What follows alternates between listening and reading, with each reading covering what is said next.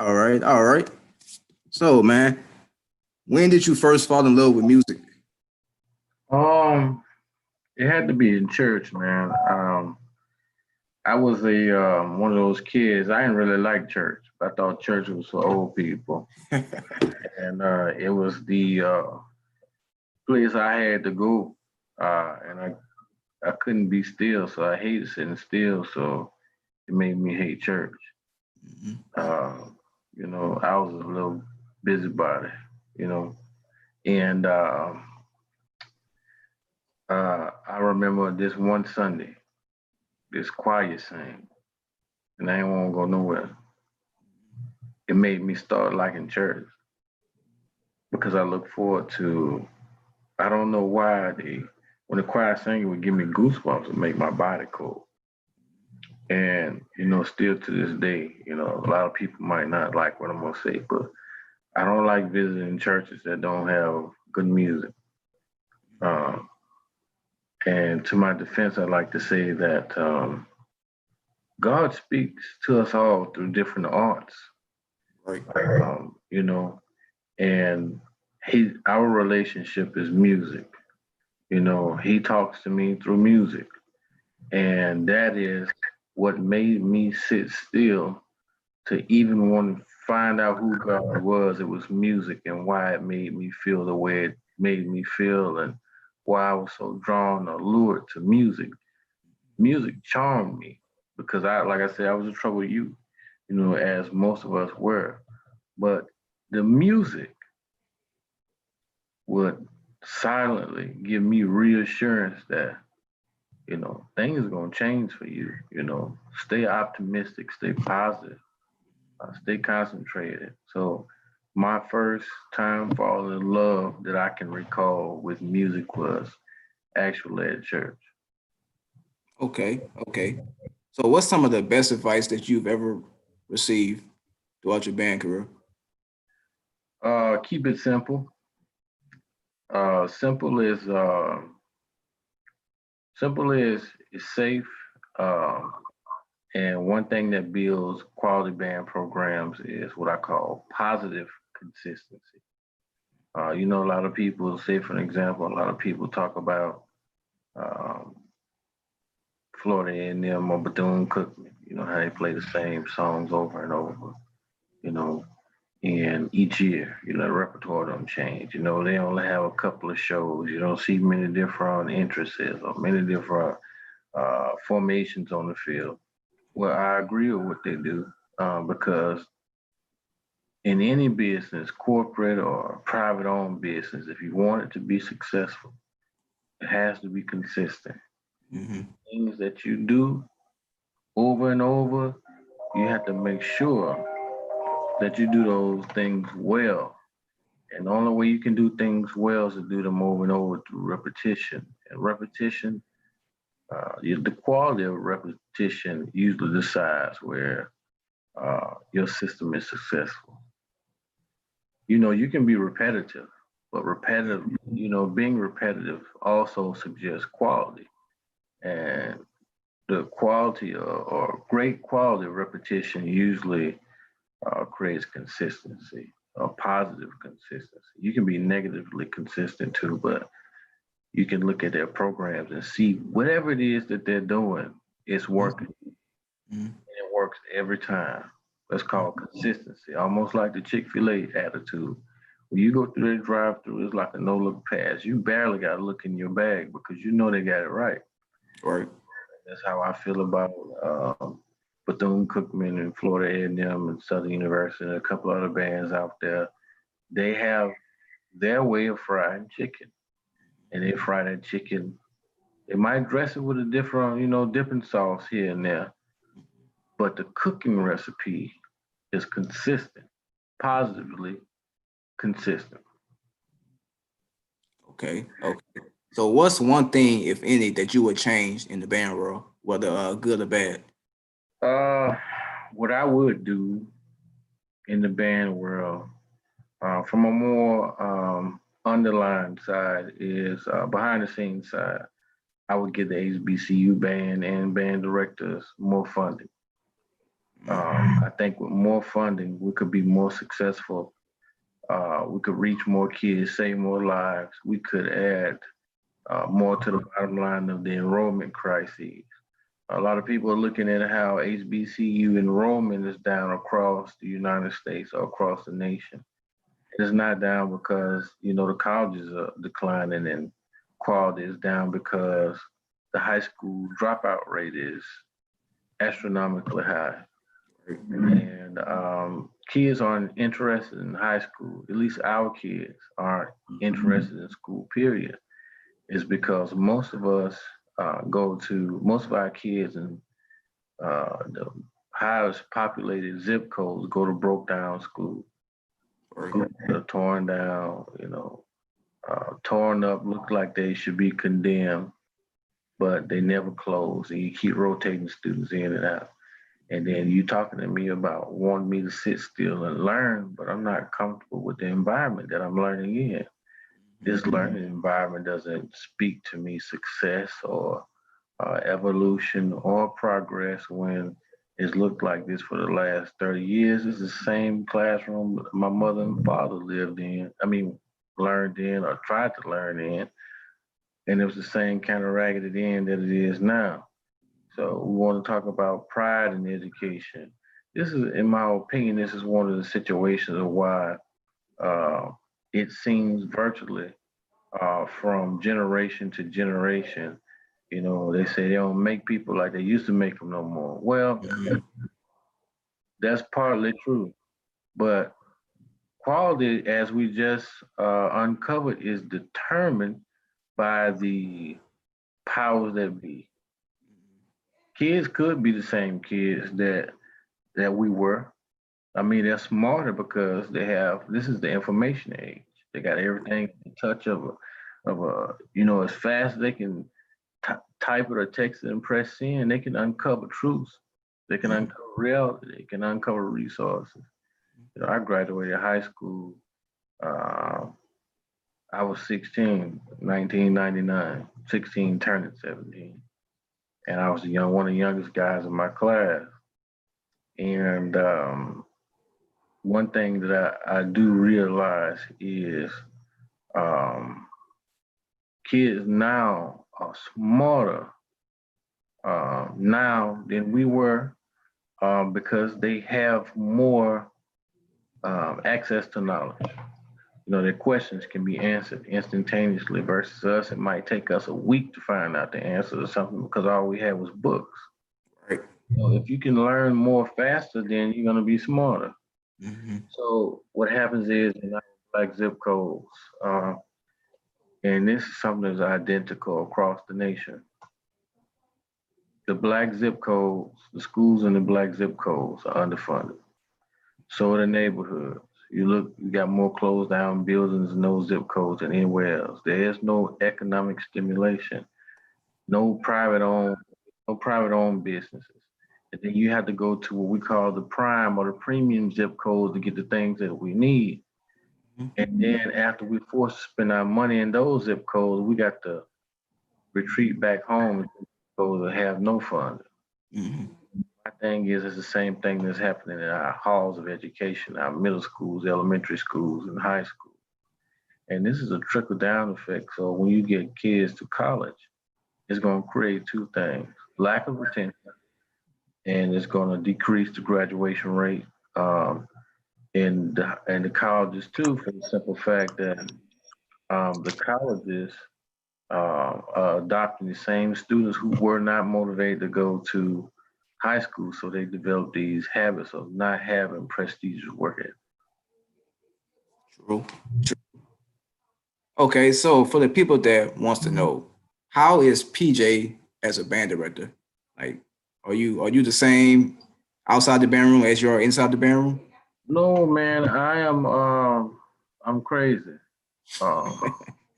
I am I'm crazy. I'm super intense. Very calculated. My standards can never be reached. I'm never satisfied. Never complacent. Very passionate. Very energetic. my directing style and my teaching style is almost like a performance. The band director is a character. He's another part of me that's tucked away, during the day sometimes I'm the band director all day long. Uh, and very compassionate dude too, very understanding. During band practice though, the band director, that's what the band whisperer is what they call him. He's very, very, very demanding. That's a good word. He's very demanding, and his whole underlying motive is to get you to push you past your own perceived limitation. That's the whole moral of the story. You think you good? No, you could be better. You don't think you good? Cool, we're gonna make you better than good. You don't think you can be good? I love it. Great. Let me make a lie out of you. Sit down in this seat and watch me break this down. Something that you thought was so complex. Man, music speaks to my spirit, man. So when it comes to doing music, because I'm good with numbers. So when it comes to doing music and creating musical systems, to create a certain sound, I don't know many people in this world that can rival me with that. Not because I said it, but because I do it over and over. You know, historically, just look at my footage, from Miles College, Talladega College, and Stillman College. None of those bands sound alike. Right. Also, I was doing the arranging. Why wouldn't they sound alike? They should. Yeah. If I'm the same person. So what I'm saying is that I've been able to crack the code of how to create certain sounds, all while being a type of sound that is pleasing to the ear by the masses. Because you gotta understand, people come to band battles with the wrong idea. They come to band battles to some people come trying to be, show that they are musically educated. Okay, that's cool. By being a college band, I feel as if we have a duty to perform at a certain level, play songs with certain difficulty, certain texture, certain dexterity. Yeah, I agree with that. But even more so, you have to satisfy the band heads because those are the people who make or break your deal. Those are people out there who are rooting on your behalf or they dragging for you. You feel what I'm saying? So you got to make that decision. Um, who do you come to satisfy? So me, I said I try to satisfy everybody. I'm gonna put some slick stuff in my music. You be like, dang, dude, know a little something about that there. And then you might, and then I'm making the stands echo so the other band feel me. And then the band heads hitting the stand echo and the song selection just right. So everybody is happy. Everybody getting what they came to get. So anytime you come to a band event and I'm there, you're gonna get everything you came to get. I think that what's going to happen, what's going to have to happen, we're gonna have to start raising the cost of these tickets for these football games. Because I'm telling you, I'm making sure. Definitely. You know, that's. But that's just what I believe in. I believe in giving a quality show. Uh, Selection of worthwhile projects, which means awesome song selection. If it ain't a good song, I'm not gonna write it. Some people attempt songs and they go nowhere. I don't think it was loud. I look at that as an L. You took an L. There was. I mean, listen. When I write arrangements as if I was the band heads who traveled hundreds of miles to see this band play. And guess what the band head want to know? Guess what the number one question is? Every time you count a band off and the band head sits there and waits patiently, guess what he's waiting for? To see what's in it for him. I'm giving you my time to listen to this arrangement.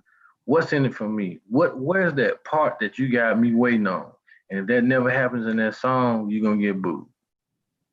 So the moral of the story is band is life, band is love, band is business, but even more so, band is psychology. You got to know the psychology of band. Know the psychology of band is to be aware of all elements that surround band, the sport of band, and not only to be aware of those elements, but to know how to satisfy and manipulate those elements. That's a very important aspect of what we do. Okay. So we have my co-host Ricky who just joined. See if you Hey have man, give us some of them chips, man. Ricky. What's up, man? Who- I Ricky, just man. come back from my snack run. It's all What's good. up, PJ? What's up, big dog? Oh man, bro. What's happening? What's happening, bro? Man, trying to stay out the way, man. Trying to stay light skinned. You know what I'm Hey, he full of jokes now. You got to watch him now. saying? He the all in the water. You slip down fucking with him. What's up, PJ, man? What's up, man? Man, trying to stay out the way, baby. How the Iris, how the sea mouse going? Man, CMOS is doing what it's doing by itself. How much is it? It's depending on the color, but it's usually gonna be like $25 plus shipping. So what I did was I got me a little website that's launching in the morning, and it's gonna handle the orders because it was a problem. I had so many orders that I couldn't meet the demand. So before I could ship it, the sea moth was spiraling. So I lost a lot of money on that shipment, and it made the shipment go behind. So I had to order a new shipment, which took like 2.5, 3 more weeks because of the COVID thing. And then I had to process it, which is another week, and then fill the order and then ship out. So for everybody who was waiting for this stuff is on the way, and you'll enjoy it. But I believe in giving somebody a good. I rather you have more than your money's worth than just your money's worth. Yeah. Yeah. Wait. I could say I saw PJ around band for quite some years. Man. He was at Miles, the other than Stan. But what really grabbed me to be a PJ fan was Pebbles and March Madness. Wow. Like, you see a lot of directors. You might see them get on the podium here and there. Like, okay. I knew Miles when Miles played with Outside Hope way back in the gap. And That's then they was up there with New Orleans. When y'all went there, then it just kind of went to regular schedule program.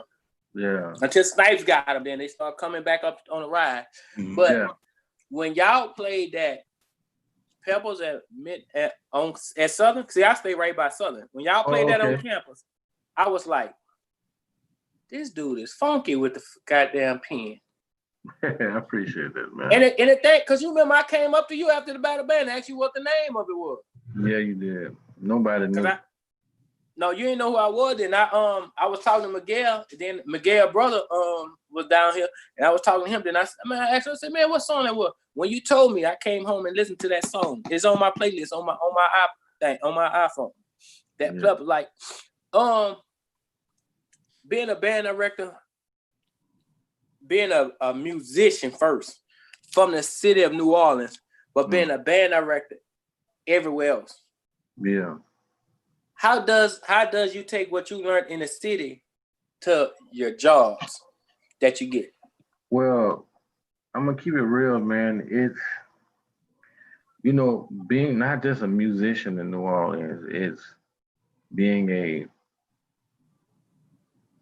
male in New Orleans is a highly competitive environment. I don't give a damn what it is. What I don't care what you're doing. Getting on the trolley, they're gonna beat you. Competitive. Tie your shoes from the way you dress, the way you walk, the way you talk. How many girls you pull. You know what I mean? This is competition. So, when you raise, to be so competitive all the time, after a while it becomes second nature. And then you come to another environment or to another place, and the people around you make you feel like you out of place, like you're doing the most. It's like that. And then people will look at you like you trying to overshine them, or even overthrow them. But what they don't understand is you come from a different tempo, so you just doing you. Mm-hmm. This is saying me since a little boy. Only thing different about me now, I got more gray hair, my bones pop a little more, and I'm a lot more calculated and precision because I've been shooting the same shot all my life. So you add that attitude, the same attitude we used to have like when you was young in parade season, where you will I'd rather die in the skate. I'd rather die than miss a parade. I'd rather, it's a lot of things I would rather do than to not be contributing to this band culture. Band, the sport of band was born in New Orleans. The after school activity of band was created everywhere else. You understand what I'm saying? Band is an after school activity in most places. Mm-hmm. So what year did you march in New Orleans, PJ? Man, 96, 97. Okay. So I got kicked out of school. I went to Reed. I got kicked out of school, and my mom and my dad got a divorce. My dad ended up going to prison over some stuff. So I ended up in Montgomery where my mother's mother was. Usually when people break up, the mama go stay with her mama, her parents. Right. So I ended up in Montgomery, 97, 97, 98, 98, 99. I went to school at Sidney Lanier High School. That school you see me posting. I ended up graduating from there because back then we didn't really have homeschool. No, not back then. So it wasn't no homeschool. So if you didn't, go ahead. No, I'm listening to you. Oh, what can we expect out of Lanier High with PJ there? Well, this is what I'm doing. I'm getting ready to, on August 20th, I'm going to do a march for music. It's an event that I've created called March with the Poets. And it's a march for music, music education and underfunded zip codes, just like the one that my school resides in. School falling apart, band room falling apart, ain't got no instruments, ceiling falling down, got mold in the ceiling, mold in the wall, lead-based paint,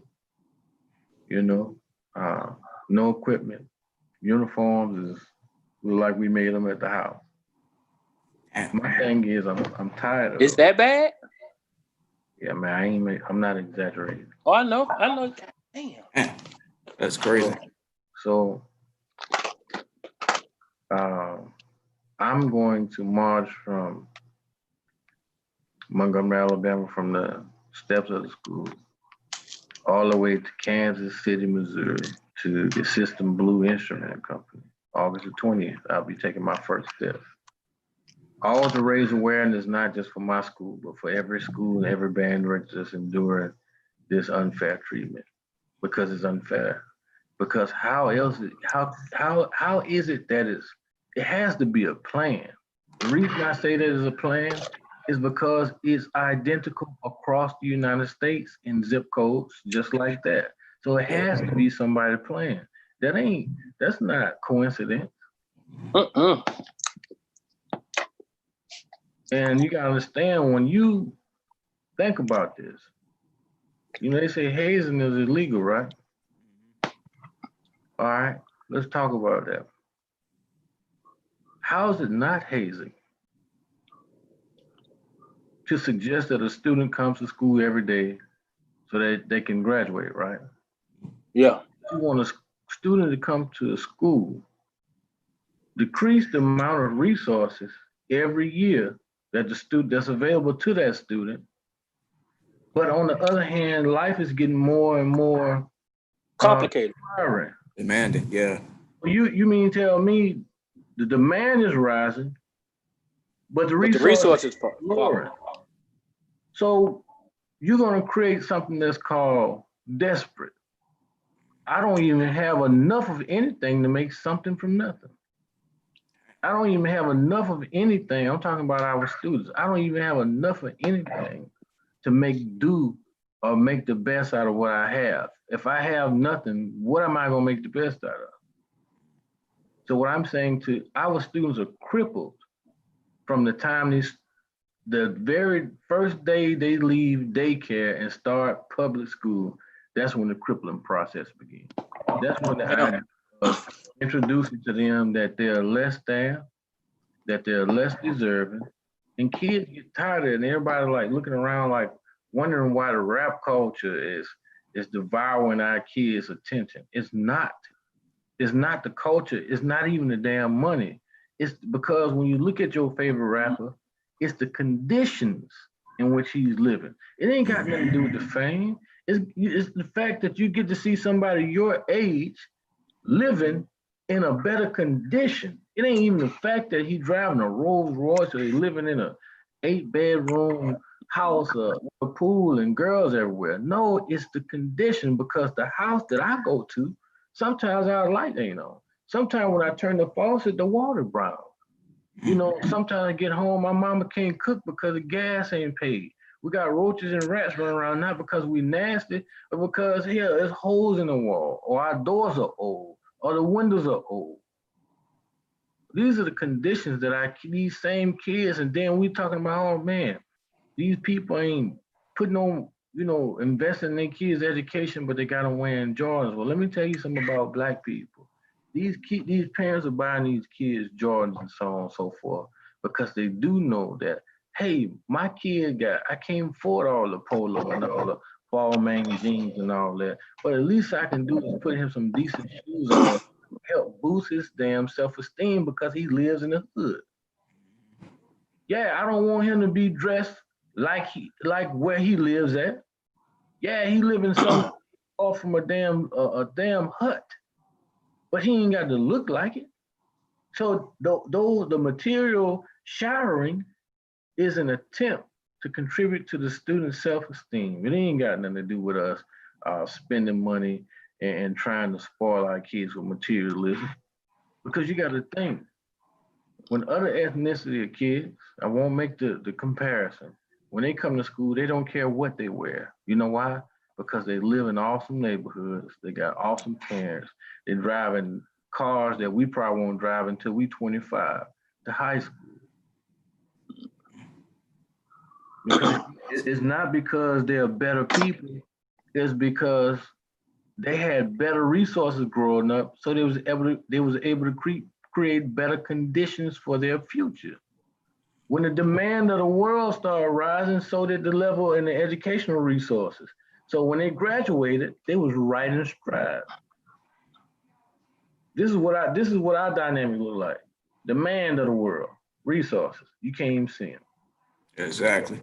Anybody from Louisiana know, hell, when I was in the damn 6th grade, guess what? I know we had 3rd grade books. Them damn books was taped together. And then, a lot of people mad at the charter schools where it's like our kids finally getting a chance to really learn some curriculum now through the charter schools. Yeah.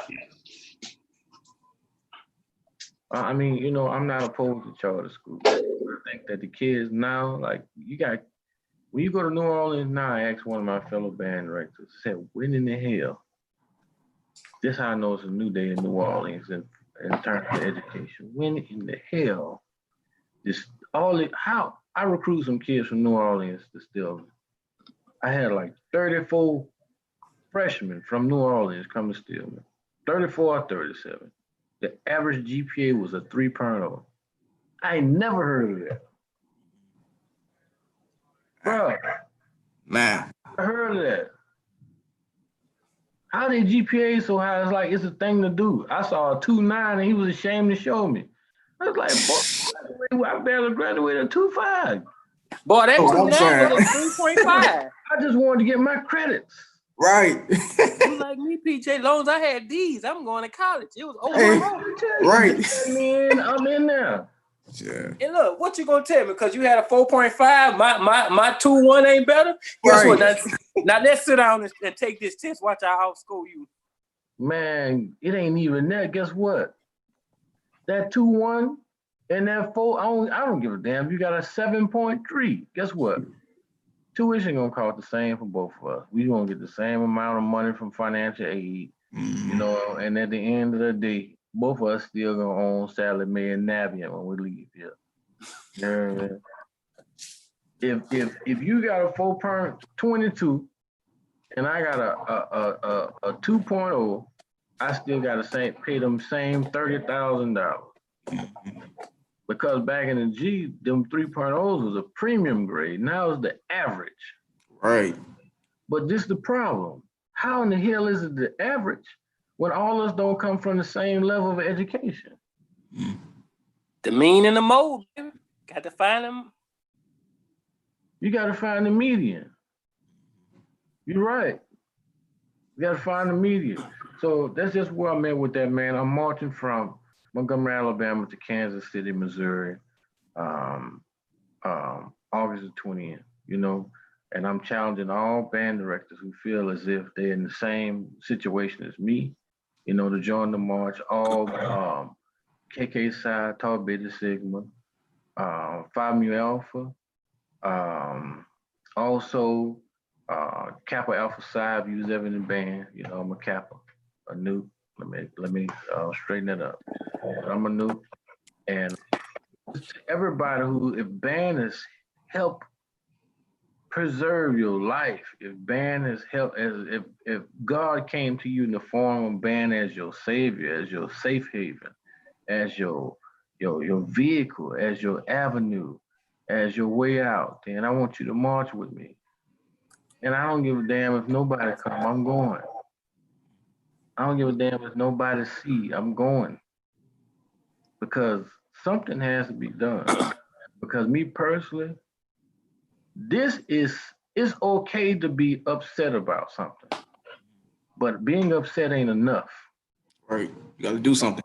The only reason I accepted this job is because I was pissed off. When I got businesses in Birmingham, Alabama, I don't need no damn job. I got enough stuff to do on my own. You know? Classic cars. Indeed.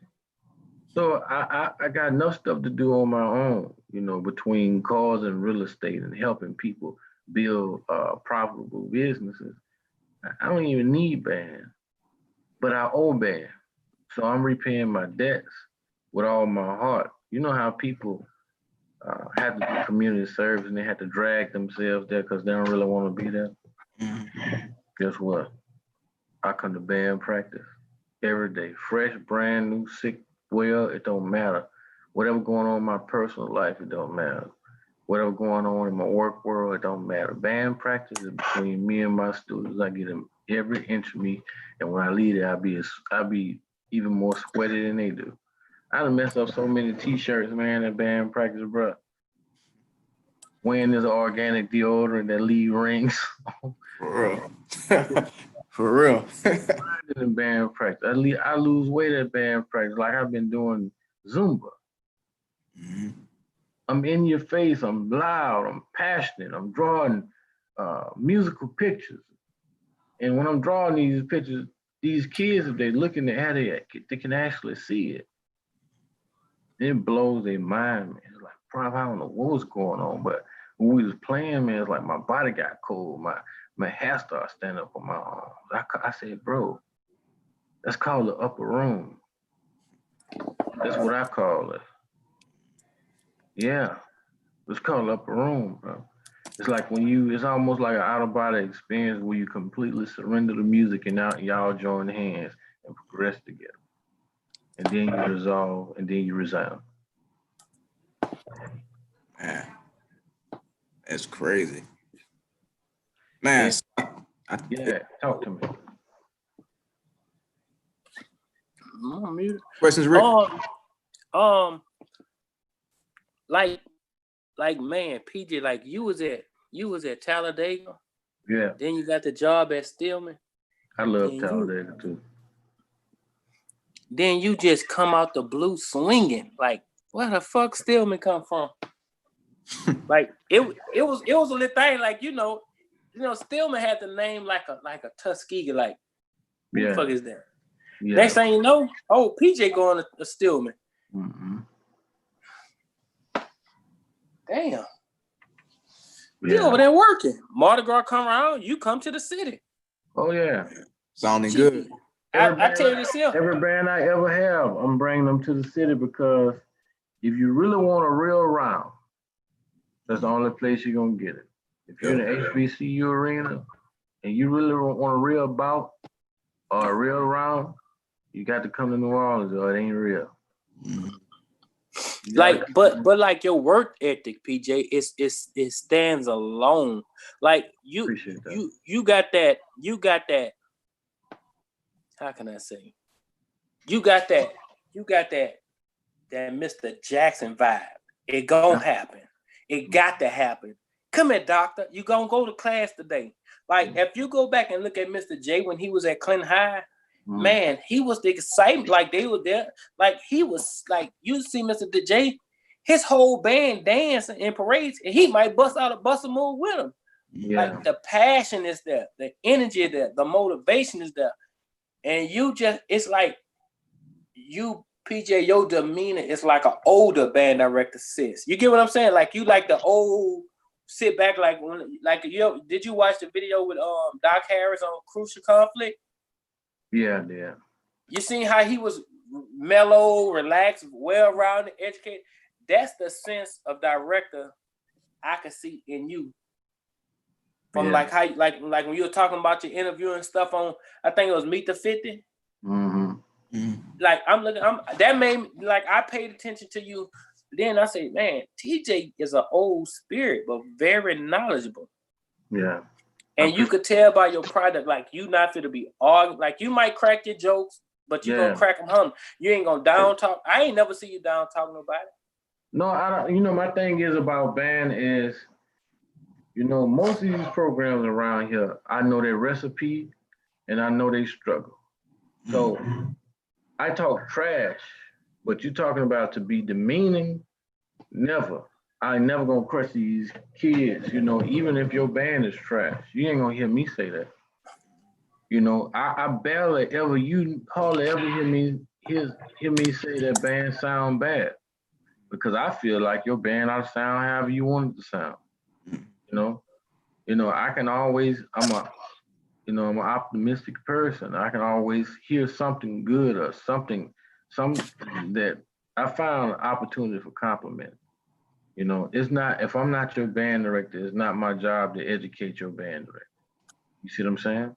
So yeah, ain't none of my students. Now, if a band director called me and asked me for my opinion, then, you know, in the instruments, and I'll say what I say, but I'm still always mindful and respectful. You know, because me personally, you know, I strive for perfection. And if I'm still striving for it, that means I haven't reached it yet. But no, I try to be classy.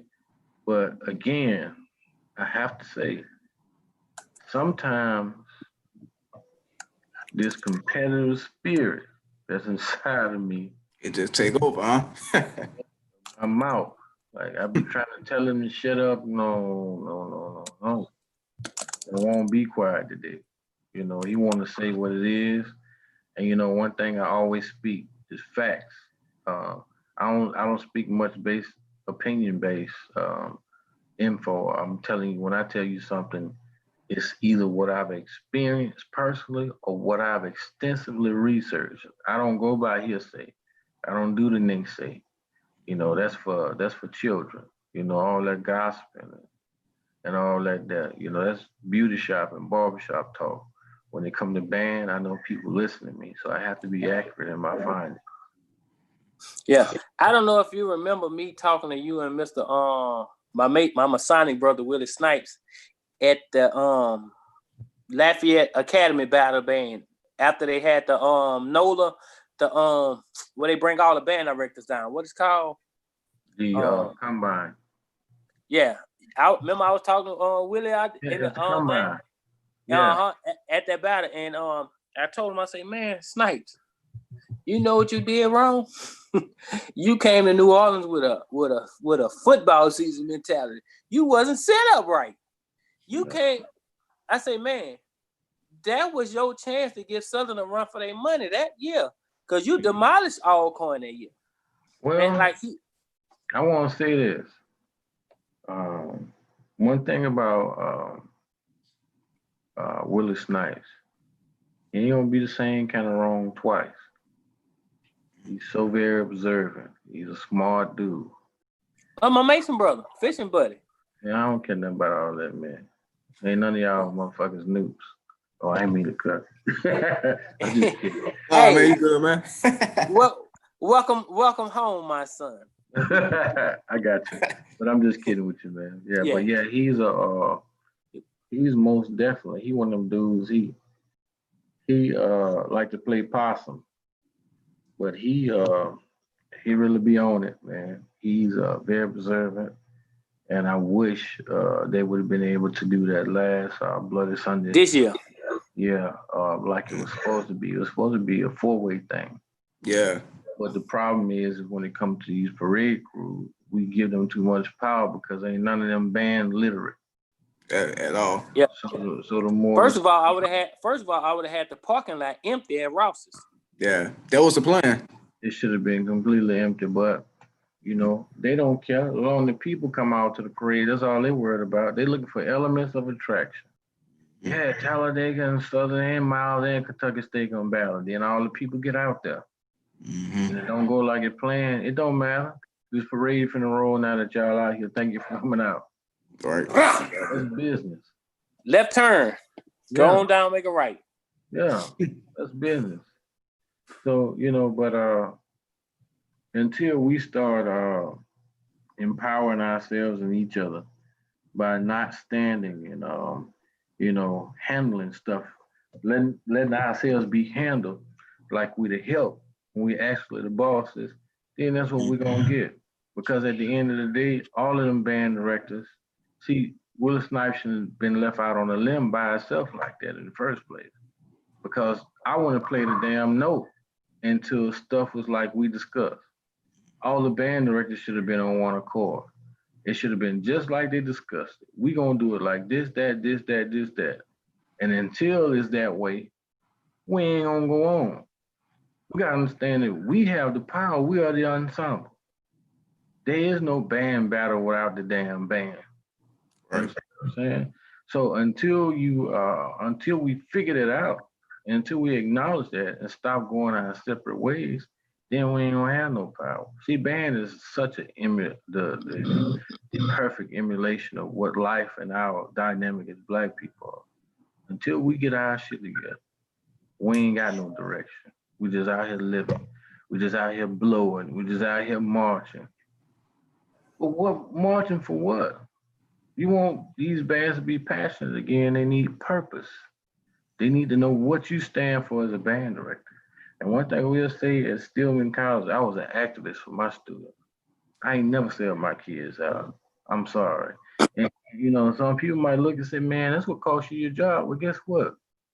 I was rich before I came to Stillman. If you don't send me home, you don't send me home to what I was doing before I came there. Band for me is a hobby. Well, no, it's deeper than a hobby. It's a way of life for me but I'm just saying to you, it's a repayment to God. He saved for what he gave you. Yeah, so I'm trying to save his people with the same. Listen, let me tell you something about gifts. You heard me? We got the wrong idea about what a gift is. A gift is something that somebody gave to you, right? And then when you're gifted, people start looking up to you. Remember what I just said, look up, right? Look, let's use Michael Jordan for an example. Everybody can relate to this. Michael Jordan was arguably one of the coldest basketball players to ever live. Everybody agree? Yeah. But you ain't look up to him because he was a Black guy. You looked up to him because of his gift, right? Mm-hmm. To him. All right. So I want you to think about when we pray to the heavens. All right. That's looking up. You heard me? That's why Michael Jordan was worshiped, is because he had gifts and skills that you didn't have. So when we pray to God because God has powers, gifts, and skills that we don't have. So what I'm saying to you is that when you have a gift, you ever heard the saying, if you don't use it, you're gonna do what? Go to waste. If God gave it to you, you're supposed to give it to other people. Mm-hmm. So what I'm doing, since God gave it to me, I'm giving it to other people. I'm showing people how to be delivered from their situations, just as I was taught. So you remember I was telling you about those other ethnicities of people. They ain't rich and they ain't thriving because of their skin color. They're rich and they're thriving because when the format was put together, the blueprint was written down, they took that blueprint that worked for them and they gave it to each other. That's how they created generational wealth. So what I'm trying to tell y'all is until we start sharing our gifts, it's okay to be competitive, but till we start sharing our gifts to what I call lesser minded people, that means younger people. All right. Until we start implanting these ideas and displaying our gifts in front of these people to inspire them, to keep them engaged, to matriculate, which means to come from one level to another. Trick them to go to school and graduate and be successful people. Because guess what? Education is one of them things that ain't tangible. You can't touch that shit. Right. And you can't promise me that once I get one, it's going to be useful. Exactly. But what I can do is I can trick you by keeping you engaged with band to try and see. So you can get me to sit still. All you got to do is give a baby a tablet nowadays. Well, Right. I'm gonna tell you, the damn band practice is a tablet. Just give me a good tablet. Mm. Give me a good tablet. Don't give me one of them damn etch a sketches. That's what they're trying to get me to build a band with over here. I ain't doing it. You know what I'm gonna do? Something about it. I owe it to these kids. How in the hell? Look, I'm hell as a band director. And one thing I do know, they ain't gonna be able to perform to my level of expectation with no damn horns with holes in them. I'm not gonna make them do it. And like I keep telling people, don't donate no damn leftover horns to my band. Yeah, I'm thankful at the effort. But it's time for our kids to stop taking hand-me-downs. They need new shit. They deserve new stuff. They deserve the joy of being able to come back to their school as an alumni because I tricked their asses to graduate and say, oh, you playing on that horn, boy? I opened the box, I pulled the plastic off that horn. You know how that makes a person feel? Right. Yeah, black people gotta wait to Christmas to get new shit. Facts. I want to answer. Why we gotta wait for a white man to bring us toys down the damn chimney before we can get some new shit? And then we gotta wait till the last month of the damn year. So you want me to stay alive for 12 months just to get a Red Ryder BB gun to get some new shit?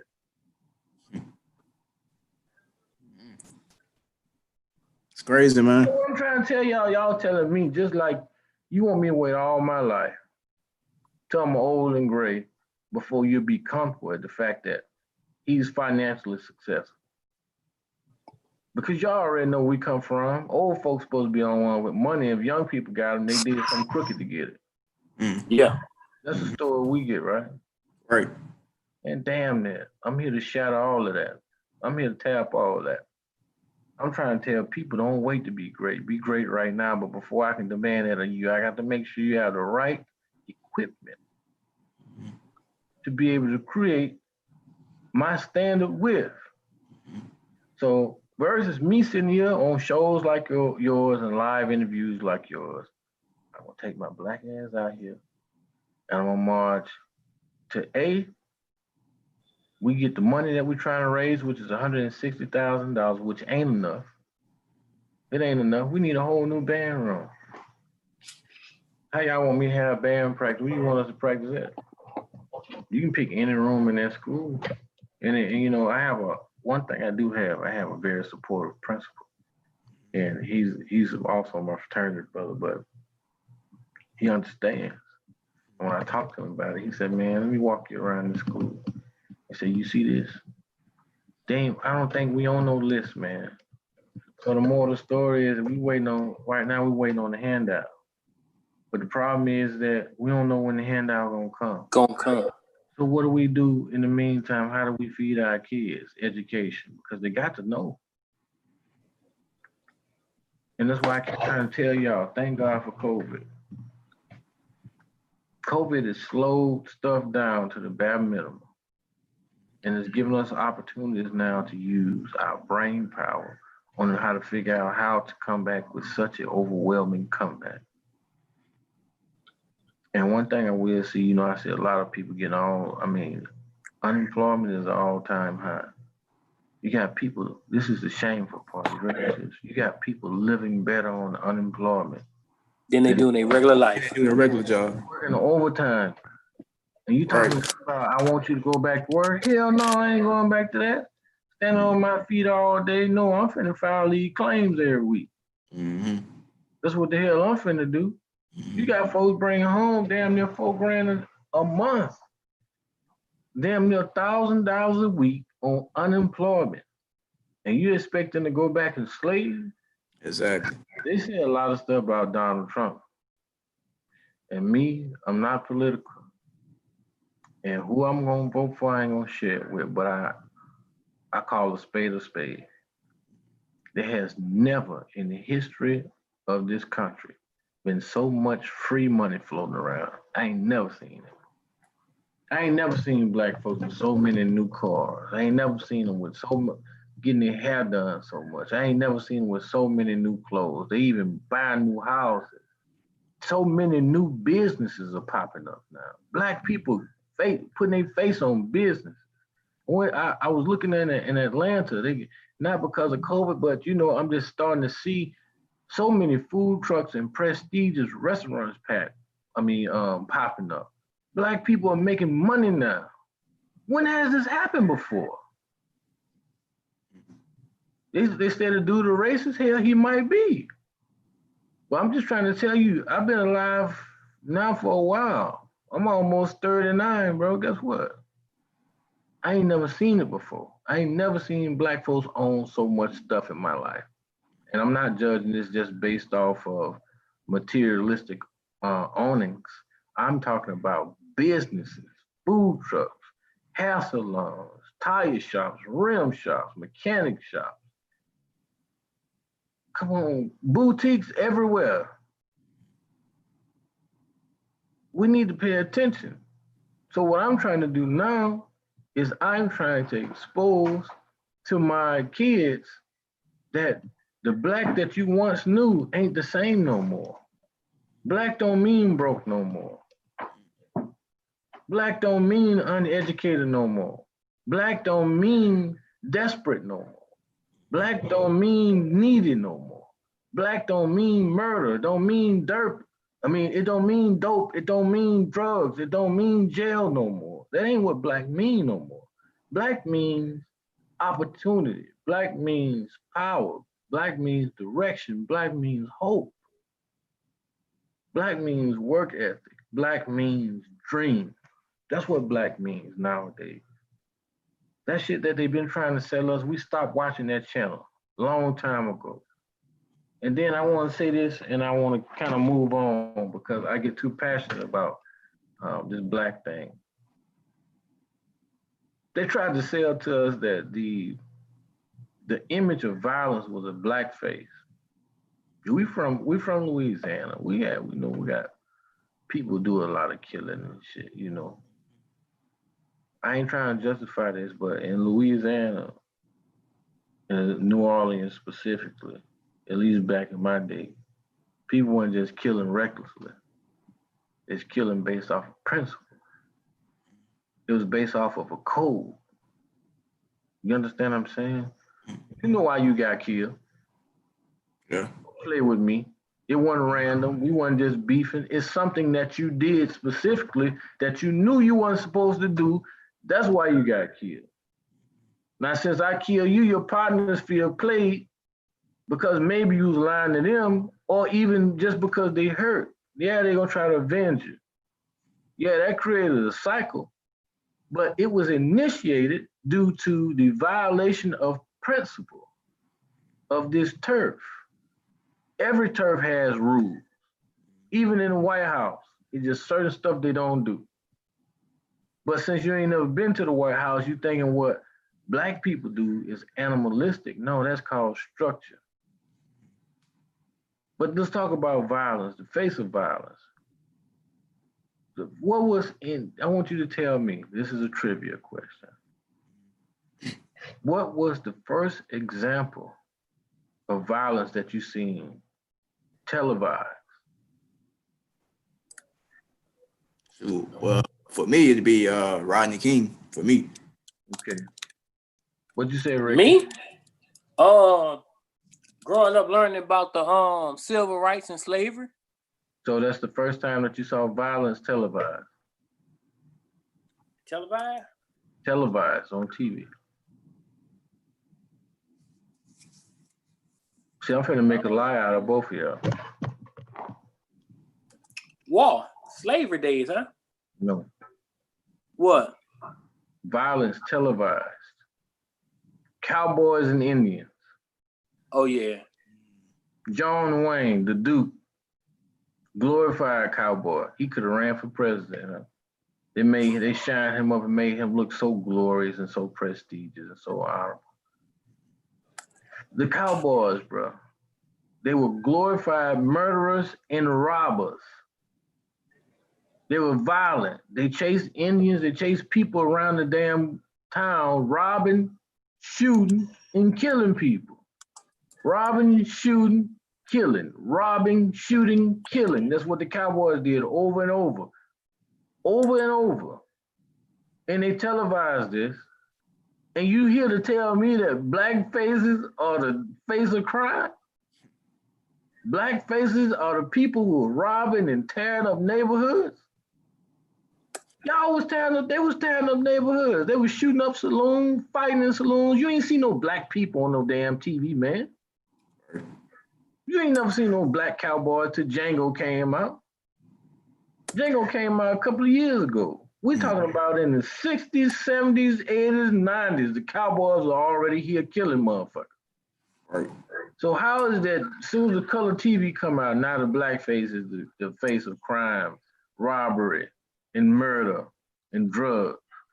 You used to see on these same cowboy movies, on the westerns as they call them, the white guy abusing alcohol, slapping women, fighting in saloons, shooting people, stealing horses, robbing stagecoaches, killing Indians.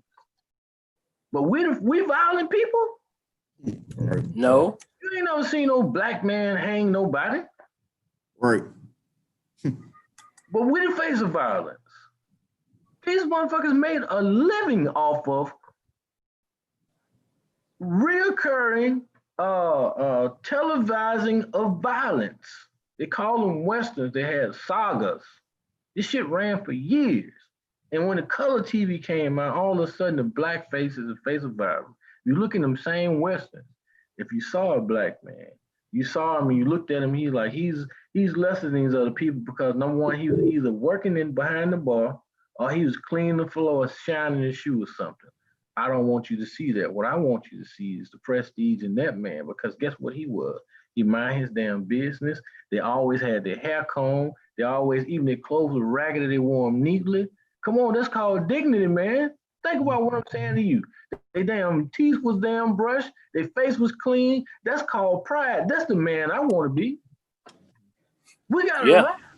They sold us to this. This is what poverty looks like. No, that's what pride and prestige look like. Because guess what? Yeah, he washed them damn glasses. Yeah, he was washing dishes. Yeah, he was shining shoes. Yeah, he brushed the horses. Yeah, he was a damn assistant at the ranch. Yeah, he was. He was a servant. But guess what he didn't do? He didn't slap no women. You didn't see him overindulging in alcohol. You never saw the black man pick up a gun. You never saw the black man steal. So what I'm trying to tell you is everybody who say they keeping it 100, know your ass is fake. Y'all standing on Facebook with these pistols and shit in y'all hands, you don't even know where that come from. No, that ain't the vision or imagery of what black is now. No, y'all pretending to be these white folks. You pretending to be these cowboys. So you fake. Because black is that man who was prestigious, the one that kept his he didn't have the best clothes, but he kept him iron, he kept him creased, he kept his hair brushed, he kept him them big old ass teeth white as he could, and kept his face clean. That's what black was, dignity. Mm-hmm. So what you see in black people do now, that's white culture.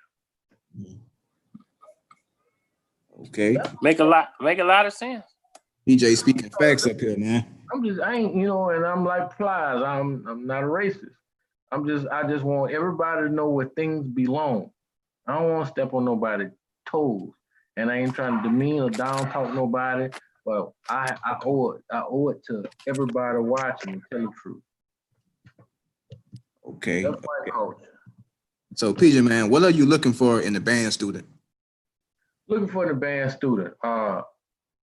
I'm looking for a student that will allow himself or herself to be educated and motivated and inspired.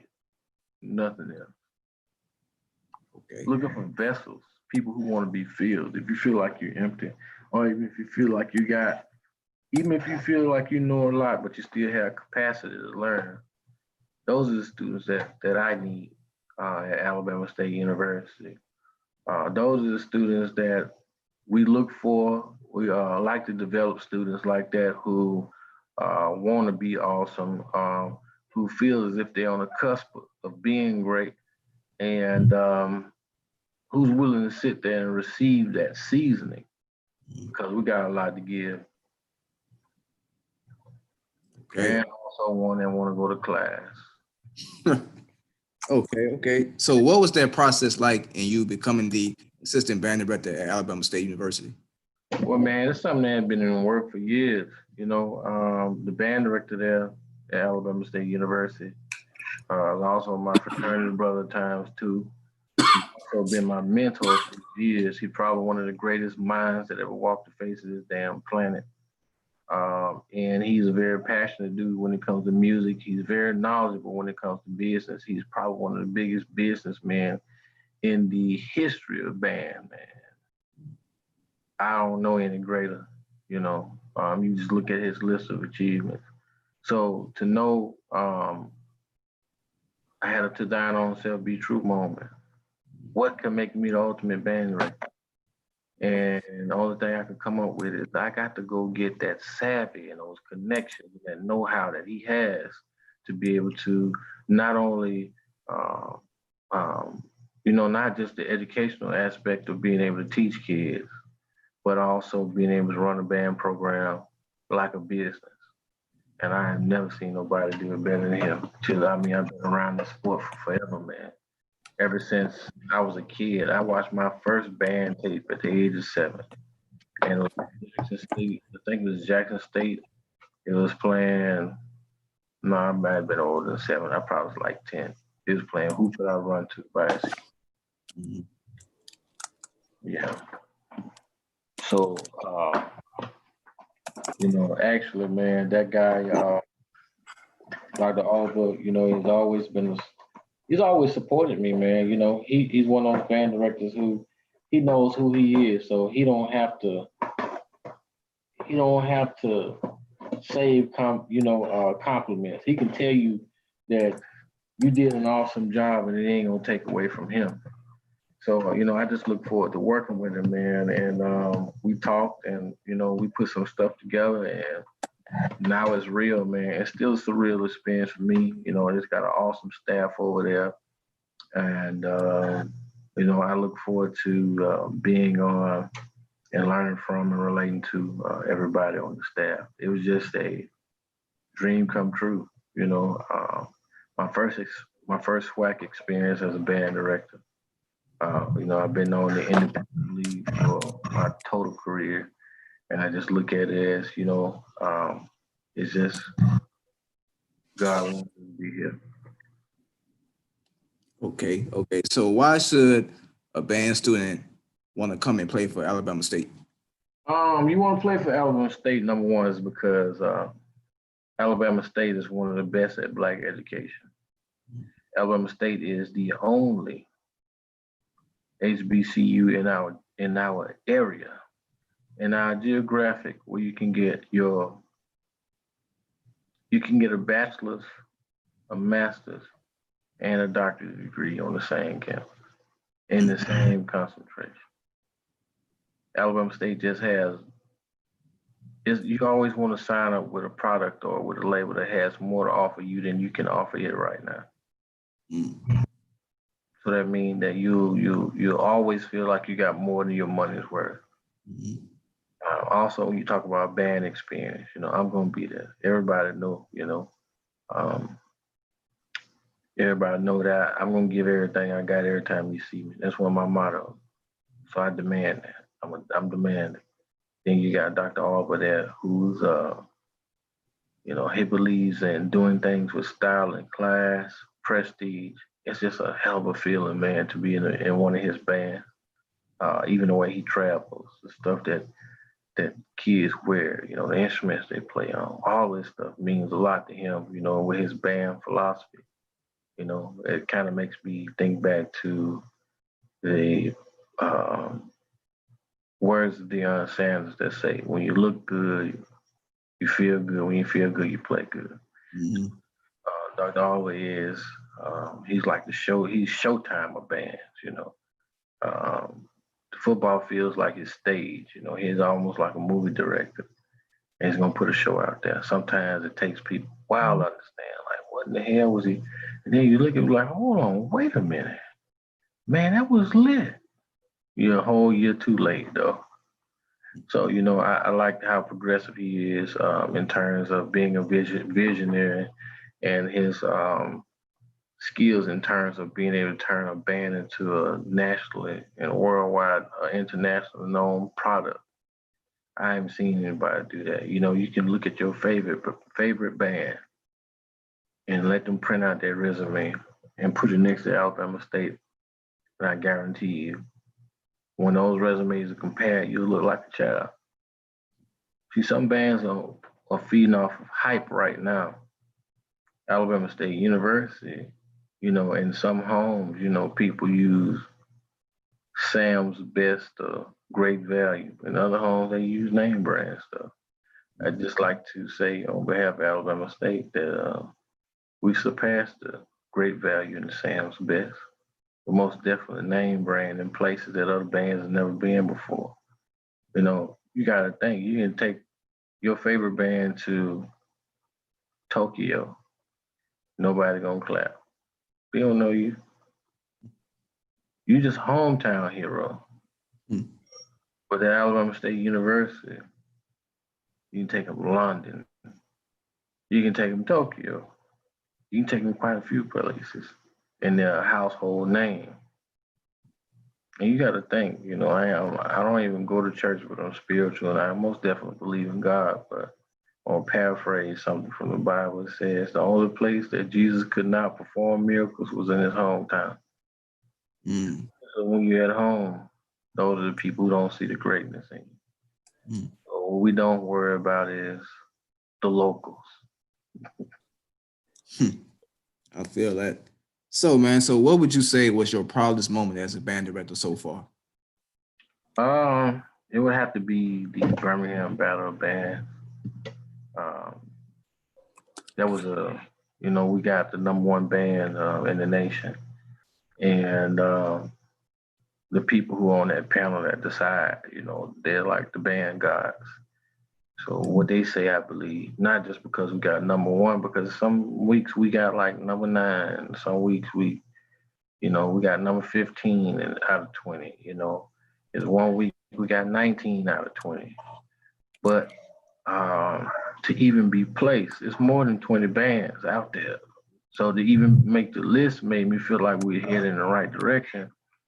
So that moment of my kids not acknowledging fear, not acknowledging adversity and the way that they dealt with adversity, and the spirit that they had. They came to play. They didn't give a damn about what all the stuff that gone wrong. We had band practice 3 days.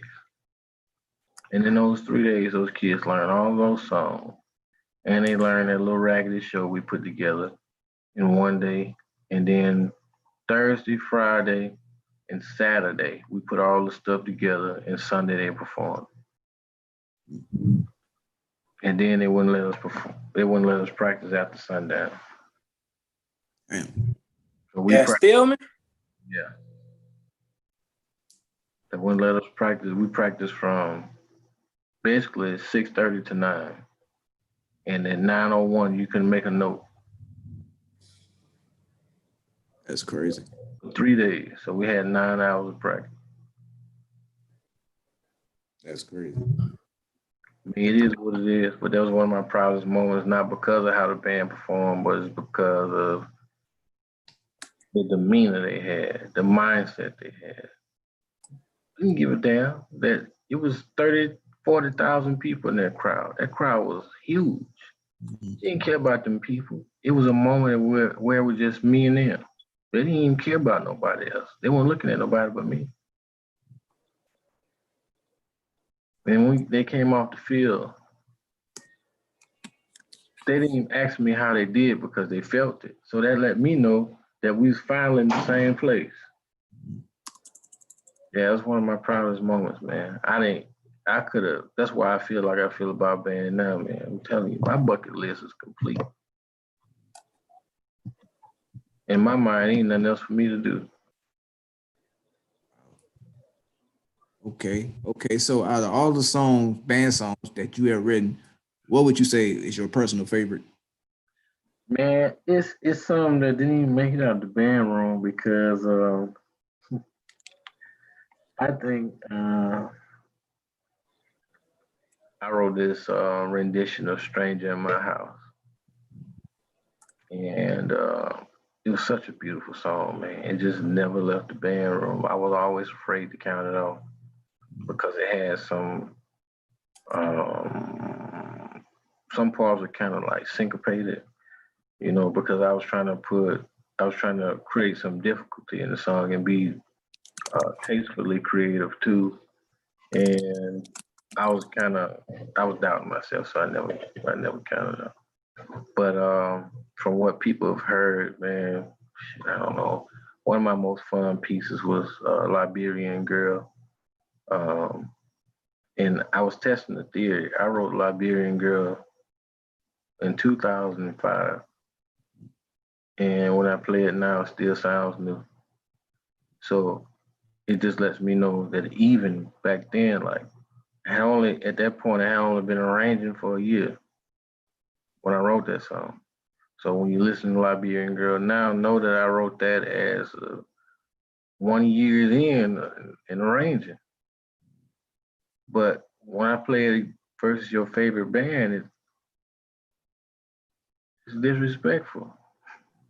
So you got to think that's 1 year in. So you're looking at me now, we're in year 16. What the hell can you do with me? I already started on my mini-me's now, you know, training them up, showing them the signs. I'm so far ahead. Some guys my age still focus on trying to sharpen their own personal axe. I'm sharpening other axes now. You know what I mean? So that's how I'm gonna live forever. Because I passed the torch. I'm showing them how to like that motherfucker right now. Respect, man. Respect. Ricky, man, you got some questions for PJ? Turn your mic up. Man, Ricky been eating the whole time. He's supposed to be refreshment for everybody. The whole time. Lord. Man, I was working. I had a long work day today, man. I had to do about 50 shirts I had to do. Yeah, That's awesome, I got to do some. I got some artwork to.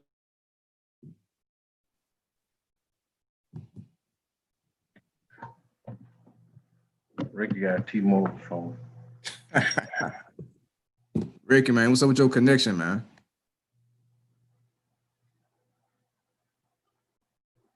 Yeah, man. So with all this COVID-19 stuff going on, man, do you have any advice for your band students, high school and college?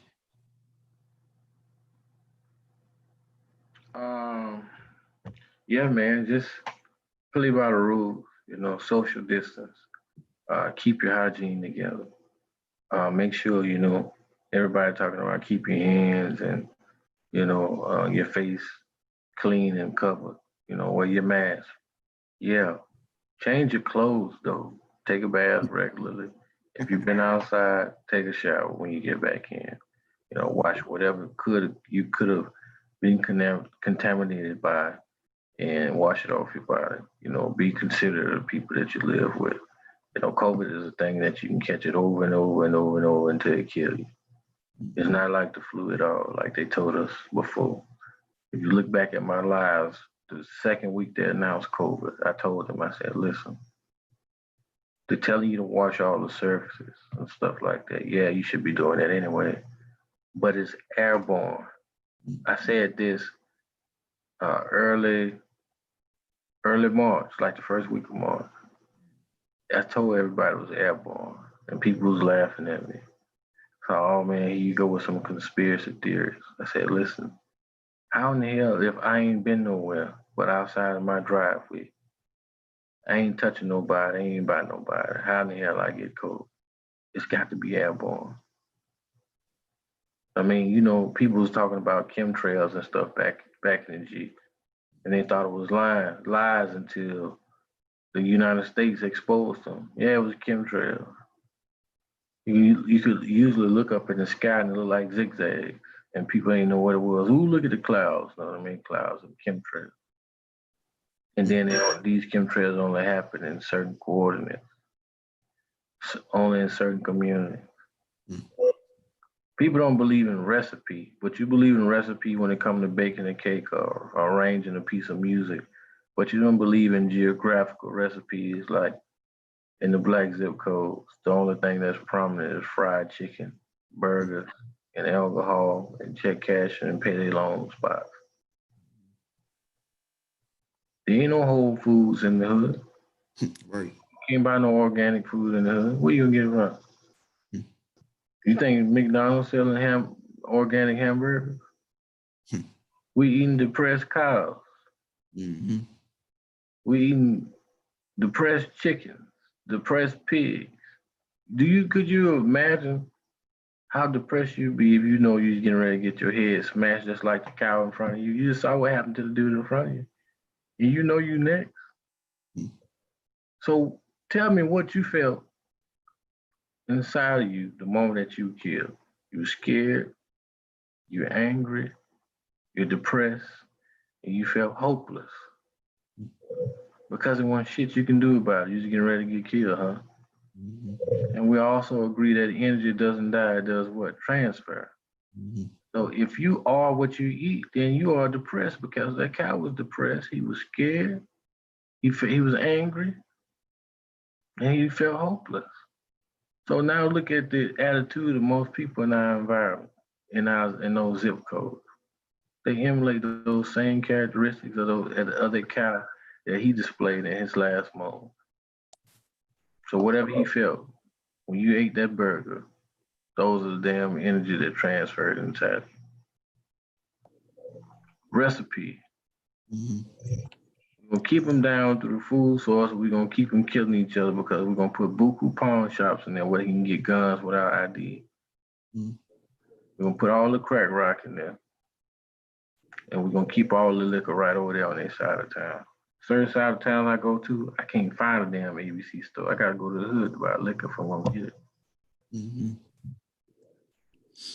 Yeah, man. It's a setup. Recipe, man. Mm-hmm. Come on, man. Yep. And then the other thing is that you gotta look. Let me ask you this. In the black neighborhoods, they got 100 cops on the same beat, patrolling. But we some kind of way, we still manage to have more drugs in the neighborhoods than everybody else when we got more police. That's crazy. How's that possible? If you got more security, then there should be less crime, right? Right. Man, y'all, man, leave me alone. I don't want to talk no more. Hey, So- bro, What's up, you baby? very educated, man. Like PJ, it's like you doing it for the culture, but you're doing it for the race at the same time. Yeah, I owe it to both of those groups you just mentioned, man. I'm just here to dispel the misconception, man. You know, But it take more than one. yeah, but I know somebody gonna see this and they gonna feel this hard enough to actually maybe reach out to me and get more information on how to change. It all this starts like one thing that I'm proud of Black folks is that we still followers to to a certain extent. But it We still followers, and we'll still, if the right person presents the right message, we'll follow. So if you got these kids that are listening to me and they're understanding and they're inspired, they're gonna take the same conversation back to their homeboys and their partners, to their friend circle. So now we got 7 little young dudes that's mentally equipped, and now they have what you call keen perception. They can see it for what it is now. Them 7 dangerous dudes, because that 7 can turn to 14, 14 to 21, and 21 to 42, and 42 into a million. Yeah. So that's all I'm on. I just feel like I owe the people to put it out here. And like I said, we're in the information age. The kids who follow me, they're gonna research this conversation right here, and they're gonna do their thing. They're gonna see it for what it's hitting for. Okay. Yeah. So what can we expect from the mighty marching Hornets from PJ's fingers? I'm gonna put out some new music, new musical and arranging concepts, some stuff I've been wanting to try. I know that this year we'll have the instrumentation to pull that off.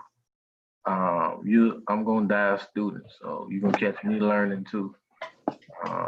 And it's just me. I just want to take my craft and my teaching to the next level. I've been learning a lot of things in my master's studies courses. I just finished my first semester of my master's. I got an A and a B plus and a B minor. That's what's up, man. And I was taking 19 hours at one time. So I was actually enrolled at 2 schools. I was taking 7 at Alabama State. I was taking 12 at Liberty. So Yeah. I'm trained, brother. But I wanted to test myself, see what I was made of. And thanks to COVID, I ain't had nothing else to do. Yeah.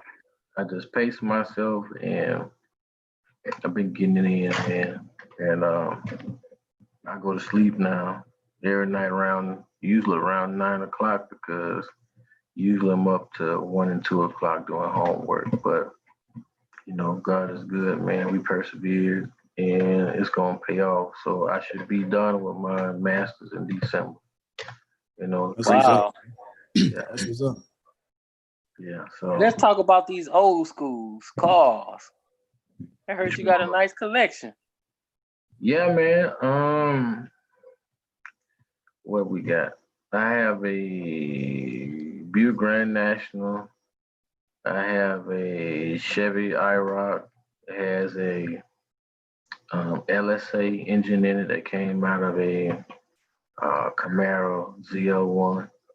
So it's like a 600 horsepower supercharged engine on a little light car. I got a anniversary edition 300ZX Nissan. It has a Lexus LS400 motor in it and single turbo. It's called a 1UZ engine. What else I got? I have a Ferrari 599 GTB. 2009. It's got like 19,000 miles on it, something like that. I have a Bentley Bentayga Bentley truck. It's Bentley blue with white interior with blue piping. What else I got? You don't drive it too much, huh? I drove it today. What else I got? I got a Jaguar F-Type. It's a Jaguar coupe. It's a 2018, something like that. I got a brand new Jeep Wrangler downstairs. I had that like 2 months. I'm gonna get me I'm gonna get that thing is, the Jeep, whatever the one that look like a truck is. I'm going to get that maybe next weekend and put me some 28s on it, like the all-terrain tires. I want to try that. Give me like a 6-inch lift. So what's the oldest car you got? You got any classics? Yeah, I have a 1971 Porsche 928. It's the same car that Scarface drove, Porsche that he had. That's actually where I saw it. I also got a Porsche 944. I actually got two of those, but one of them don't work, a white one and a red one. I have a BMW 3 Series. It's riced out though, man. It's like some Fast and Furious type stuff. I have a Mazda MR2. Like, these cars are like collector's items, man. Like, I don't just collect Chevys and stuff. I'm a car collector, so I collect like highly sought after vehicles. Like, if somebody who liked Toyotas, it'd be like, damn, his Toyota collection is gang. You know, I got a damn, man. What else I got? I got a BMW 6 Series, 2014. I have a Bentley Continental convertible. I mean, a Bentley GTC convertible, the two-door Bentley. I used to drive that to work every day. What else I got? Man, I got all type of bullshit, man. We just have to do another. Oh yeah. So man, a band life crib special. Now, you know, we're gonna come out there and catch y'all at a game. You know, I record the Stingettes myself. You know, I be hosting dance competitions, and Jada, she's one of my judges coming up. COVID messed that up, but we're gonna replay that in the spring. Oh man, bro, you know, I'm glad you was able to. I'm glad I did finally get home, settle down, and jump on this interview, man. You shedded some light not only on band but the inner city culture itself. Yeah, man. I just think that the whole world is out here protesting for injustices, man. And I think that there is an injustice in education, but more specifically related to my craft, music education. I don't think that is equal opportunity in the schools. And I really do feel like schools are supposed to be a safe haven for kids who are getting abused at home, kids who are being deprived at home, kids who can't even eat at home. That's why you got free and reduced lunch in the first place. But at the same time, they don't just need something to eat physically, they need something to eat mentally. You wouldn't feed kids spoiled food at school, so why are you giving them a spoiled education? Right. Yeah, man. You very knowledgeable, PJ. So what gonna be the first song that they're gonna grab my attention? Just one for the semester. I'm looking forward to. I don't know, man. I got this song where Marvin Gaye that I'm looking forward to passing out. It's called "Get to This." And no band has ever. I've never heard a band play it, but if they have, they don't want to play it no more. Man, what made you write Always? Actually, Alabama State used to play it back in the G when I was in high school, and I heard them play the song, but I didn't know what it was.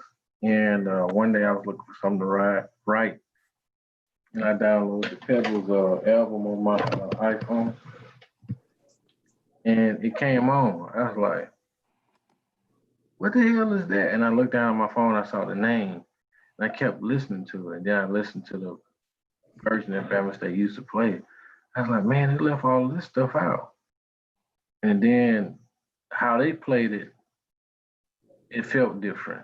But how I played it, it's how I arranged it, is how it felt to me. I felt like it should have went like this. You know, I think that even the way that Pebbles and Babyface arranged the song, I feel like it should have went like this. We talking about always. It's like the song suggests that I'm always gonna be loyal, but if you leave me, I'm gonna be hopeless. That's why I'm saying, please, baby, don't leave me. Don't ever desert me. I promise my love to you, and I'll love you always. That's what the words say. So, baby, don't leave me. That's me being hopeless without you. Please don't leave me. Don't ever desert me. That means stay with me forever. And then say, I promise, which means that saying I promise in that manner is almost saying like please again. I promise. Like whatever I got to do, no matter what you do to me, I'm gonna love you always because I'm hopelessly in love. So when I wrote it, even though we wrote it as a battle song, but that's what it meant to me. It was like a plea. And you know, we done been in love before, whether we want to admit to it or not. And it has a lot of promising involved and a lot of pleading involved. So that's what the song was. All those emotions, promises, and pleading and begging, and at least being sincere in that moment. That was one of my songs of the year right there. Not gonna lie to you.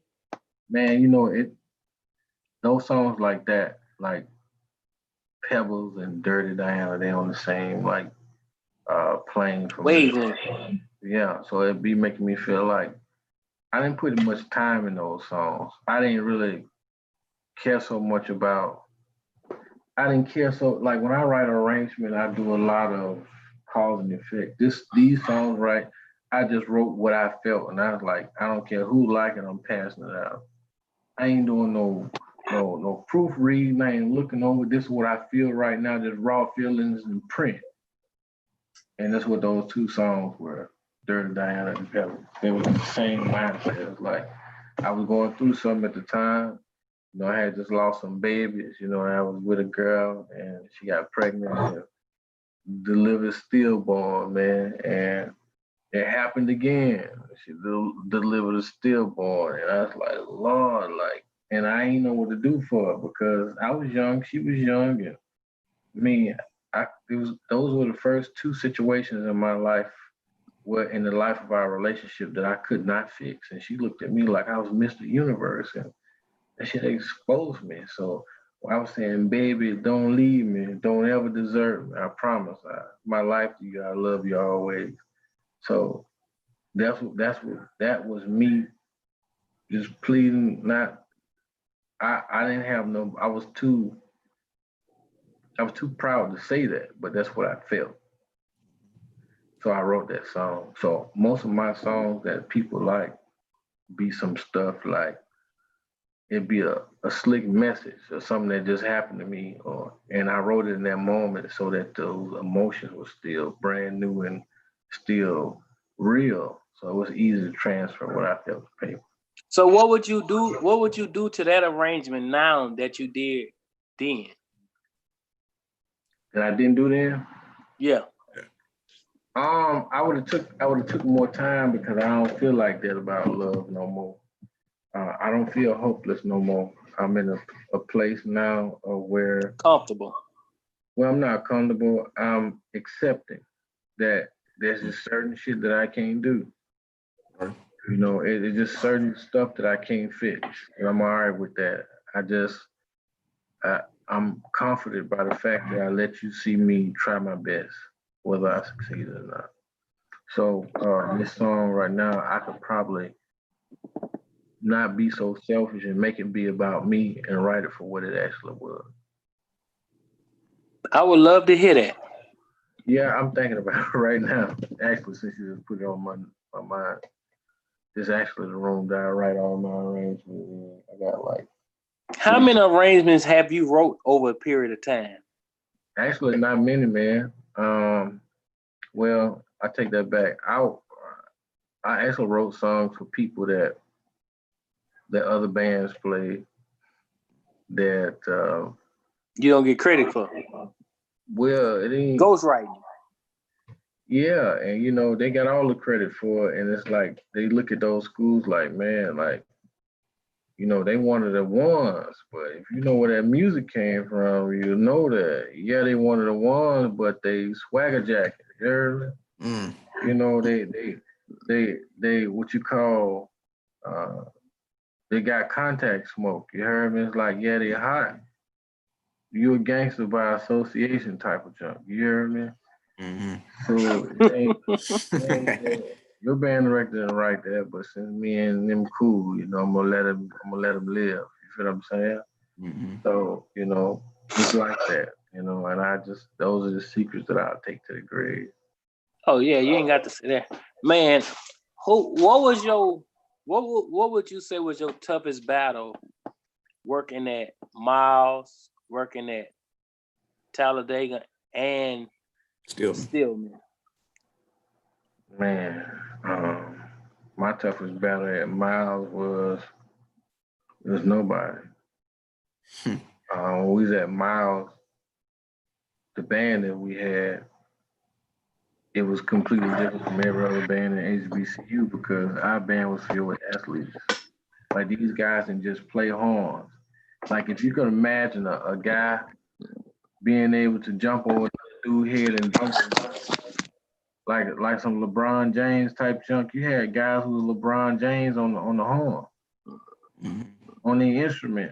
You feel me? So it was like, yeah, these dudes, the people around they can play, but they don't play like these ones. You see what I'm saying? Then I had a whole band of them people. So it's like getting them to play the same style was the biggest task. Mm-hmm. So, you know, you're looking at them Miles College 2004, 2005, 2006, 2007 band.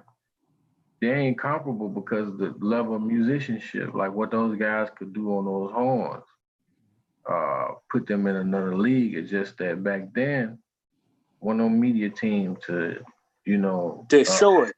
to show it. So, you know, a lot of this stuff went unseen because Mm-hmm. I really do feel like had people seen Miles in those years, that's when me and Willie Snipes was on like we weren't even in our prime yet, but that's when we was young, dumb, and full of, you know, Yeah.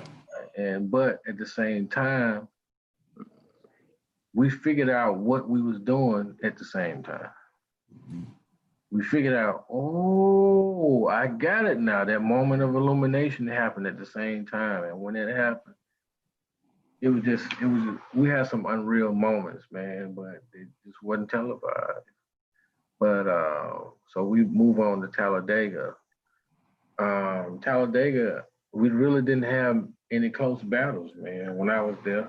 You know, I mean, maybe that Midnight Madness thing, people can call that close, but if you look at the instrumentation of that band, you'll see that it was almost impossible to get close to that band. If you say that Southern won certain rounds, maybe that's because you like Southern University more, you're more of a fan.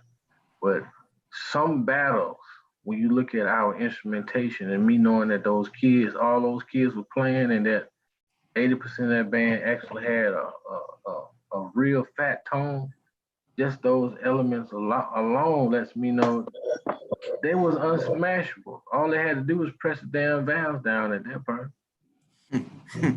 All they had to do was put a decent arrangement. It didn't have to be good. They gonna sell it. We had 60 trumpets, 22 mellows, 24 beat, not baritones, UFOs. And then we had like 26 tubas, 30 trombones. What the hell you gonna do with a band like? You can't do a band like that. And everybody is playing, not just playing, but playing big, like they're doing it on purpose. This ain't like one of them Prairie View bands where they got 3 different styles depending on who get on the ladder. Talladega was that band, I'm balls out. Yeah. When the downbeat come, I'm destroying it. That's what the mentality was. I hate the downbeat. You know, I'm gonna hit it with everything I got, and then you got a band across the way. Southern University will beat you on song selection and finesse. It ain't got nothing to do with musicality. They're gonna beat you on song selection and finesse, the way in which they play, what they playing. All them arrangements don't be all that hot. Traditionally, they haven't been, but now you had Nate Hammond show up. You got, not to diss nobody that came before them because they've always had a great repertoire. But you had Nate Hammond come through. Then you had Brian Simmons. That dude can write anything and write it well. And now you got Kedrick Taylor. That man takes symphony music. He's a pianist. I can listen to the way he arranges and tell. Just some of his chord progressions and the way he voices. It lets me know that he knows that damn piano. But the moral of the story is,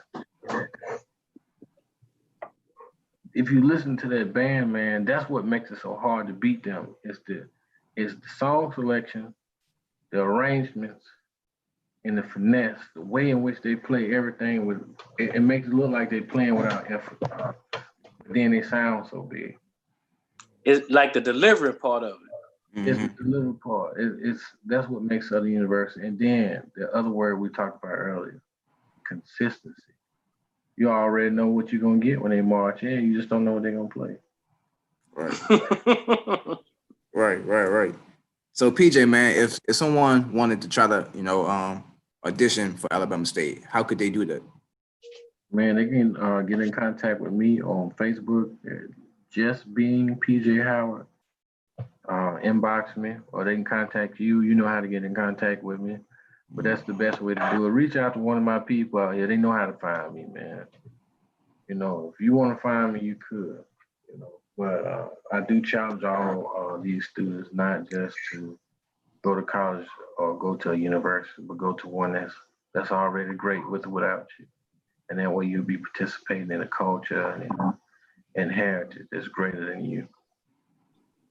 And move forward with it. And going from like as an assistant band director and once a head band director in college, do you think it's important for that student, that incoming freshman or transfer student, to go to the school that has the best educational major, like department for their major, for them, for future success? Or how you look at that? Very simply. If you want to be a band director, don't go to a school that you ain't seen no band directors graduate from. Would you go, if you want to be a plumber, would you go to a school that specializes in cake decoration? You might get it. You might get your plumbing certification, but you might not get a job because your school ain't known for plumbing. It's known for cake decorating. So when you tell somebody, I went to such and such school, what's your major? Oh, music? Man, you should got a degree in plumbing. Man, that's red water. There ain't no hot sauce. I drank that stuff.